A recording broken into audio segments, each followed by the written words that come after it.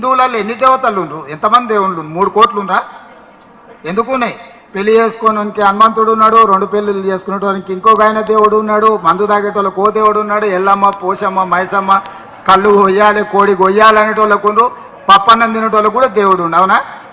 అన్ని రకాల దేవుళ్ళు ఉన్నారు.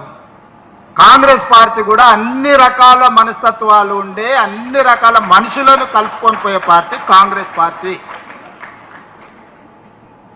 దేవుడి మీదనే మనకు ఏకాభిప్రాయం లేదు.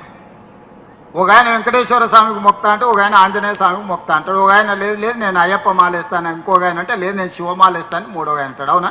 ఇవన్నీ మనం చూస్తున్నాం కదా. దేవుళ్ళ మీదనే మనకు ఏకాభిప్రాయం తీసుకురాలేకపోయినప్పుడు రాజకీయ నాయకుల మీద ఏకాభిప్రాయం ఉంటుందని నేను అనుకోను. హిందువులకు సంబంధించినటువంటి దేవులను అవహేళన చేస్తూ తెలంగాణ ముఖ్యమంత్రి రేవంత్ రెడ్డి అహంకారపూరితంగా మాట్లాడినటువంటి మాటలను నేను తీవ్రంగా ఖండిస్తా ఉన్నాను. హిందువులకు అంతమంది దేవుళ్ళు ఎంతో అవసరమా? హనుమంతుడికి పెళ్లి కాలేదు, మందు దాగటోళ్ళకు ఒక దేవుడు. ఈ రకంగా అనుచితంగా వెటకారంగా హిందువుల మనోభావాలను కించపరిచే విధంగా ఈరోజు కాంగ్రెస్ పార్టీ వ్యవహరిస్తూ ఉంది.